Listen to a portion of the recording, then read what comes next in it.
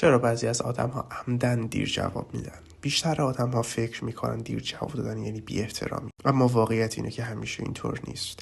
بعضی وقتها دیر جواب دادن یک رفتار ناخودآگاهه و بعضی وقتها دقیقاً یک بازی ذهنی. امروز میخوام بدون قضاوت و بدون شعار رو بگم چرا بعضی آدم‌ها دیر جواب میدن و مهمتر از اون از کجا بفهمیم کدومش خطرناکه.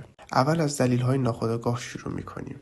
دلیل اول، فرار ذهنی. بعضی آدم‌ها وقتی پیام میگیرن مغزشون سریع میره تو حالت فشار، نه چون پیام بده بلکه چون جواب دادن یعنی مسئولیت، تصمیم یا درگیر شدن. پس مغز ساده ترین راه رو انتخاب میکنه، تعویق. این آدم‌ها معمولا بعدش هم احساس گناه دارن، میدونن دیر جواب دادن ولی باز هم تکرار میکنن. دلیل دوم، اشتباه ارتباطی. آدم‌ها که مدام تو پیام شبکه‌های اجتماعی گروه هستن کم کم نسبت پیام‌ها بی احساس میشن، نه چون بی اهمیتی بلکه چون مغز ظرفیت محدودی داره.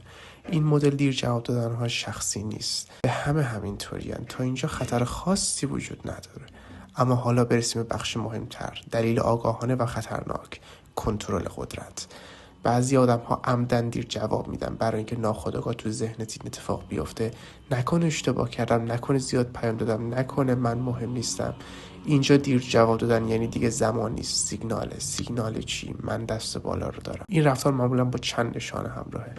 وقتی خودش پیام میده انتظار جواب سریع داره، وقتی تو دیر جواب بدی ناراحت میشه. الگوی دیر جواب دادن ثابته، نه اتفاقی. اینجا مسئله احترامه، نه مشغله. حالا سوال اصلی، از کجا بفهمیم کدوم دیر جواب دادن سالمه و کدوم بازیه؟ نشانه اول، الگو. یک بار، دو بار خب مهم نیست، ولی اگه همیشه تو منتظر و همیشه اون ناپدید میشه این تصادفی نیست. نشانه دوم، توضیح بعدش. آدم سالم بعدن میگه سرم شلوغ بود یا حواسم نبود. آدم بازیگر یا توضیح نمیده یا طوری توضیح میده که تقصیر رو بندازه گردن تو. نشانه سوم، رفتار آفلاین. اگر فقط آنلاین اینطوره ولی حضوری محترمه احتمالاً عادته. اگر همه جا همینطوره مسئله شخصیت. نکته مهم اینه مسئله دیر جواب دادن نیست، مسئله حس ناامنی که بعدش بهت منتقل میشه. رابطه سالم ممکنه فاصله داشته باشه ولی ابهام دائمی نداره. اینجاست که آدم اشتباه میکنه. به جای دیدن الگو شروع میکنه به توجیه طرف مقابل یا مقصر دونستن خودشون، در حالی که ذهن سالم دنبال وضوح نه حدس.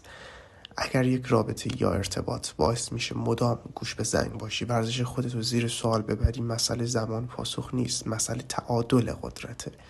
این ویدیو برای قضاوت کسی نبود، برای دیدن واقعیت. اگر این رفتار رو تجربه کردی یا هنوز برات سوال، تجربت رو توی کامنت بنویس. لایک و سابسکرایب فراموش نشه.